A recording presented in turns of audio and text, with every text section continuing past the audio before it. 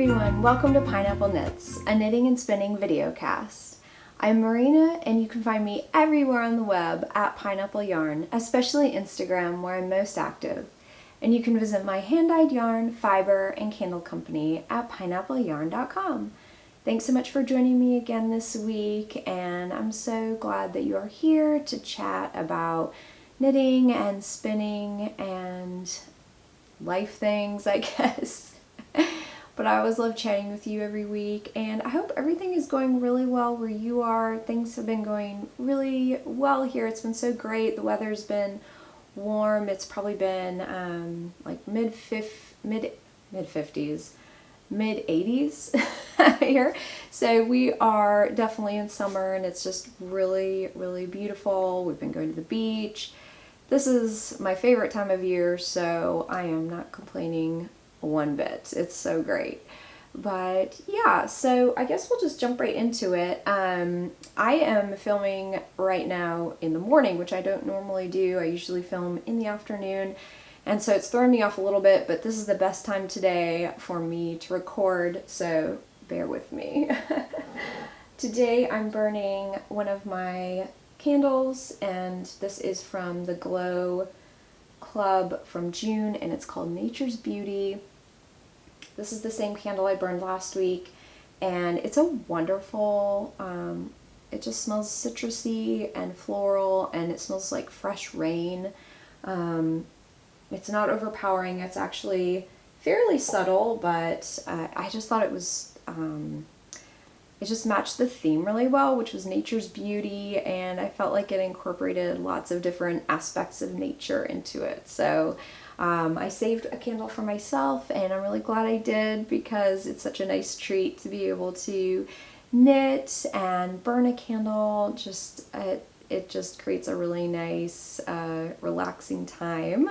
But I'm also drinking a cup of tea this morning, and this is a tea that I've shown before. This is from Stash, and it is coconut mango. I don't think it's for everyone, but I love it. It's fruity. I believe it's oolong, so you can see that it might look like black tea, but it's not. It's very delicious and fruity. I always put a little stevia in it. It really enhances the flavor. So that's what I'm drinking, trying to wake up a little bit while I'm recording. But it's really, really good. So I am still knitting on what I was knitting last week, to be honest. I really haven't had, like last week, I just haven't had a ton of knitting time. So I am literally mid-row on my dotted raised shawl.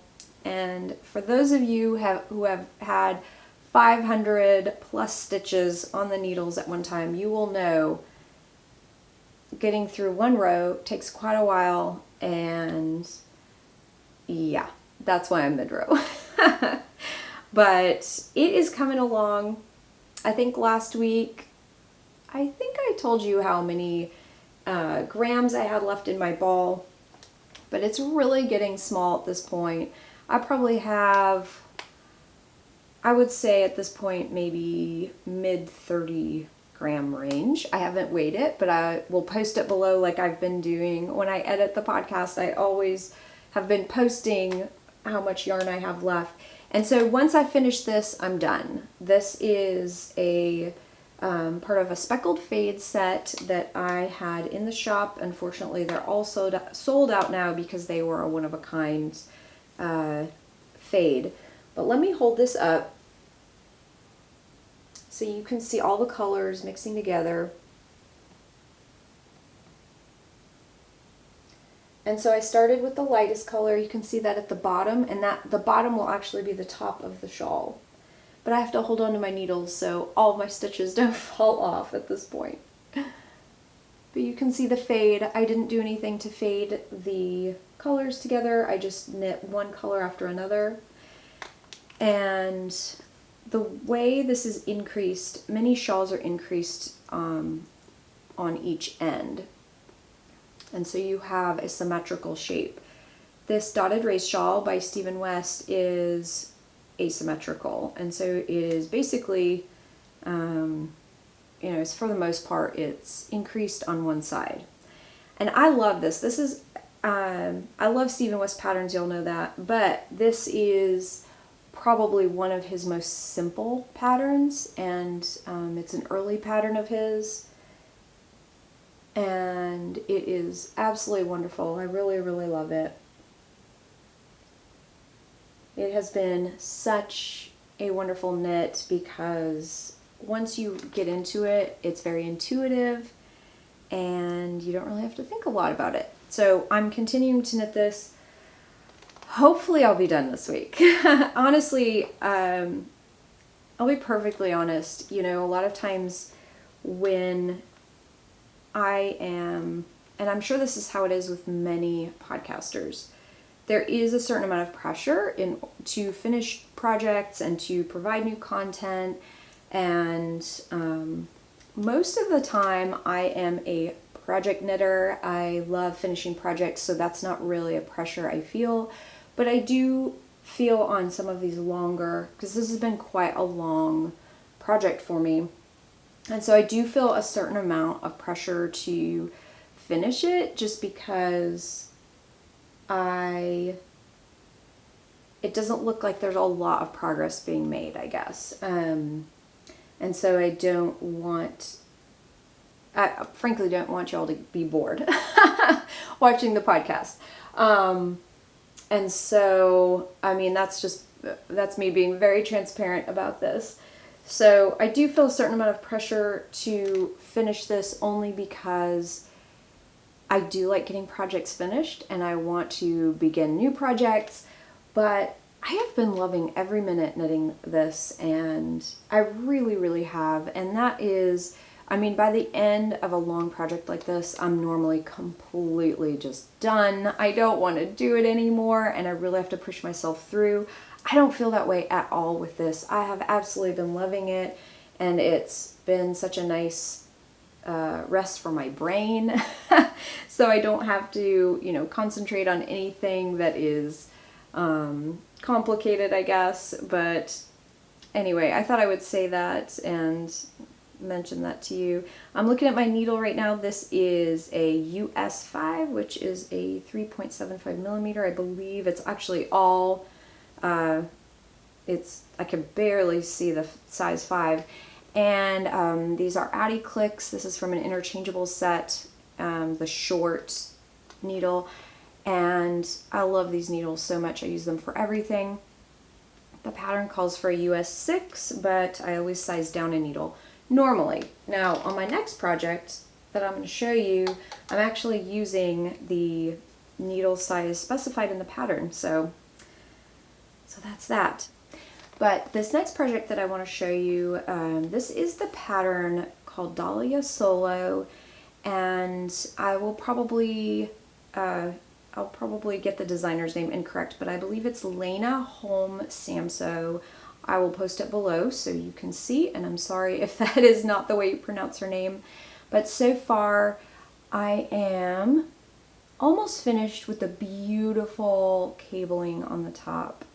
This will be a little cardigan, and I've really been enjoying this.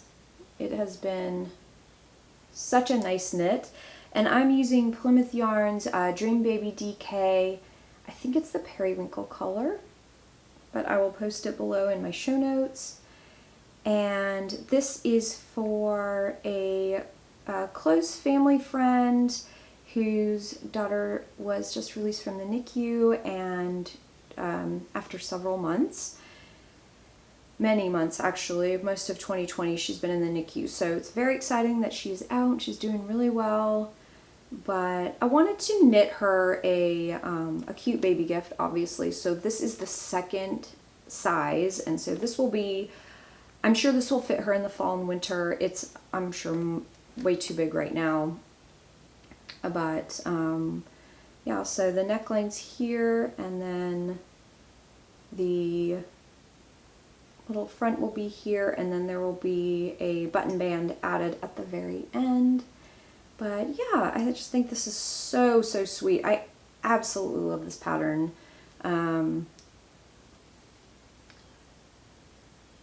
that little motif is just beautiful. I'm really loving it. But the reason I am using this yarn, I love wool, absolutely love wool, but this is a microfiber and nylon blend, and I purchased this specifically to use on this project because I'm not sure about the baby's sensitivities, even though wool, you know, especially merino, is so soft, and but I want to just make it an easy care garment and especially sensitive to her skin. So I am having really no issues with this yarn.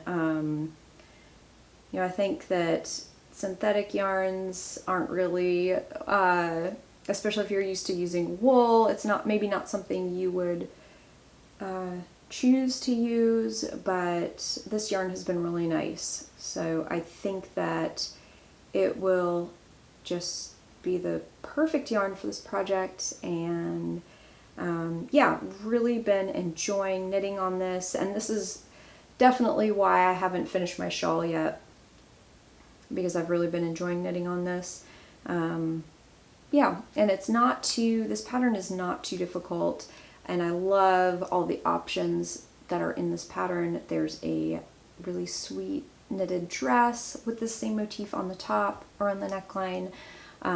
There is a really cute short-sleeved pullover sweater, as well as this long-sleeve cardigan. So many options in this pattern. So far, I'm really enjoying it, and once I get this done, I just have a few more rows to finish of the chart on this, but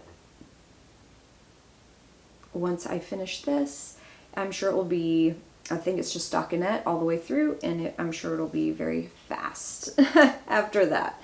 So that is what I'm knitting there. The last thing I wanted to show you is a spin that I recently started, and it was going so quickly. I finished this entire bobbin. This is one of my fibers. This is pineapple yarn. It is Corriedale in the colorway Seagull Attack, and I just put these in my shop, and I guess this will kind of go into something I wanted to mention in my shop news, is that I completely forgot, for some reason, I don't know how it happened, but none of my fiber was listed during my shop update, and so I had several different colorways and different blends, and unfortunately I felt so bad that it wasn't listed, but they're listed now, and I saved one of these Corriedales in Seagull Attack, but I love spinning Corriedale because it is so, it's just so fun to spin. It is so easy, it drafted beautifully, and I love the colors on this. And actually, let me get some of the unspun fiber and I'll show you what it looks like unspun. So this is how I package up all of my fiber. It's just loosely packaged in a reusable black bag. I love these bags for, because it keeps the fiber very protected during shipping. Words, they're hard. Words are hard. But anyway, so this is how I package them up. I love having a bag like this because I use them to spin. When I divide all of my fiber, I put all of my fiber in here, and then a lot of times I have extra fiber from, you know, a fiber of the month club or something that may not come in a box like, or a bag like this, and I reuse them for other fiber projects, or I put things that I have spun up, I put them in here. A bobbin like this is a hot commodity in my house. My kids, my younger children, will find this and take it and hide it and play with it. So if I put bobbins in a bag like this too, kind of keeps them a little more protected. But this is the colorway Seagull Attack. And it has just a really great variety of peaches and pinks and yellows and some kind of interesting colors. So yeah, I just thought you would like to see how that is spinning up. I'm just going to do a 2-ply. I am underdrafting or under spinning the singles slightly, and then I will probably over ply them slightly. That's just the way I've found that I really love the look of that yarn. So we'll just see how it turns out. Love every time I get on my wheel. I love doing it. So actually that reminds me, Tour de Fleece is coming up here on the 27th, I believe, and today's the 25th of June. And I would love to know if you are going to be joining Tour de Fleece this year, or you know what team you are spinning for. I forget about it every single year because it's in the summer and I'm always so busy during the summer with children, and we don't really have like a set schedule, you know. And so yeah, I have not even thought about it this year. But I feel like I have the time right now to really dedicate to spinning. Who am I kidding? I don't have time, but I would really like to spend those 2 weeks or whatever, however long, 10 days Tour de Fleece is. I would love to concentrate on spinning, and I don't even know if it's too late to join a team, but it just kind of popped into my mind yesterday, and I thought I would ask y'all if you were doing that. So, leave me a comment or email me if you know if you're joining a team. Those of you who don't know, I should mention, Tour de Fleece is kind of a spinning challenge that happens during the Tour de France, and it goes along with the Tour de France, and I guess it's not happening this year, but the Tour de Fleece is happening. So it's maybe 10 days or 2 weeks. I can't exactly remember. But anyway, I guess I'll be spinning, even if I just do it by myself. Maybe I'll just concentrate on spinning the next few weeks. So that was a really fun spin. I will definitely have that probably plied up and finished by next podcast. So other than that, that's really all that's been going on. I've been dyeing a ton this week. I've been dyeing yarn and fiber. And so that's been really fun. And I should have started with this. I wanted to thank everyone who has shopped the update last week. I so appreciate it, and it's just such a joy to be able to make beautiful things for you. So thank you so much for shopping the update. Yeah, I have really been enjoying dyeing fiber lately. Fiber is a lot trickier to dye than yarn because it's lofty and it falls apart and it's easy to felt. Whereas I feel like even a non-superwash wool is much easier. If it's in a yarn form, it's much easier to dye than fiber. So I feel like I've hit my groove. I feel like I've finally figured out some tips and tricks with dyeing fiber, and I've been enjoying it so much. And so if you are a spinner or you want to get into spinning, I will be having a ton more fiber in my shop in the coming weeks and months. I have so much undyed fiber. I'm actually looking behind the camera here because this is where I have all of my inventory, and I have so much beautiful fiber. I have had, I've been trying out different breeds of sheep, single source wools, so that has been really fun. But I have also ordered a couple different custom blends, and so I just have different ideas about color and texture. Especially working with my blending board, I love incorporating different fibers, different wools into the finished product. And so I have put those ideas, bought them in bulk, and I will have I think I will have both of them actually available on next Friday's update. So I will show you those next week in the shop update preview, but so far they have been so much fun to work with, and hopefully I can save some for myself to spin. So anyway, that's what I have been up to. In other, you know, personal things, I guess, I've just been working really hard in the garden. Not as hard as I was in spring. Everything has taken off, and right now it's just kind of maintenance. I did start some more plants. I just started some tomatoes again. So what I'm going to do is like a late summer crop, if you will. We have, our growing season is long enough here in South Carolina where I can do like 2 good sized like summer vegetables, and so that's really nice.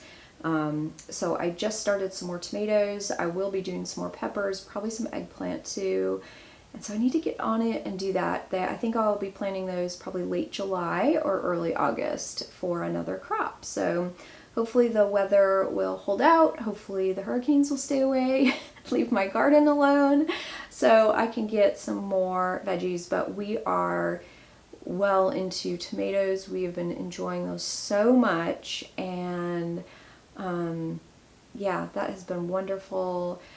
And I'm just trying to think what else we've been eating. I actually have planted several, probably 6 different types of melons, and so we will see how those pan out. I'm not really sure. I mean, right now I have melons that are about this big, and so I have no idea when they are finished. I planted so many different kinds. Yeah, we'll just see. But that is what's going on in the garden. We have had tons of wildlife in the yard. Our poor chickens. We did have one chicken that was unfortunately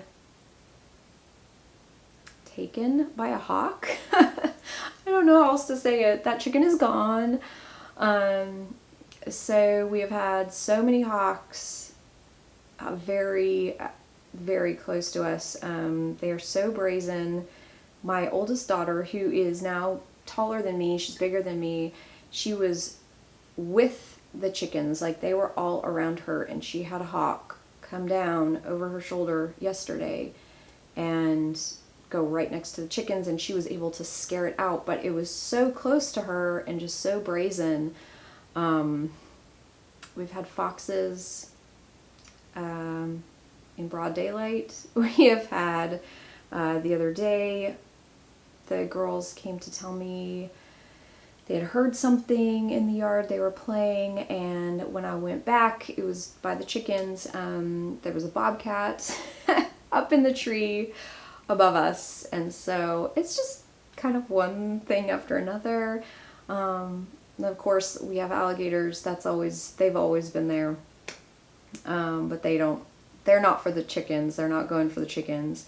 We had a giant snapping turtle in our yard yesterday, and I didn't really know what it was, but it had such a long tail. I've seen other turtles. We've had several other turtles that I've seen who have come and actually laid eggs in my garden. All my garden area, we have just little circle traced out where the turtles have laid eggs, which is crazy. They still haven't hatched. We watch them all the time, and this was probably 2 months ago they laid eggs, but this was a massive snapping turtle right in very close to our house, and so I don't know if she was laying eggs or what she was doing, but that was a very unusual sight. I guess I just didn't really know. I'm not an animal expert by any means. My husband knows a lot about animals, and I have one daughter who is crazy about animals, and so I usually go with their judgments when I see different things. But anyway, never a dull moment around here, I tell you. But everything's been going really well. I hope you, wherever you are really enjoying your knitting and crafting, and yeah, I hope it's bringing you a lot of joy, and I will see you next week, and until then, I hope you have an awesome day. Bye!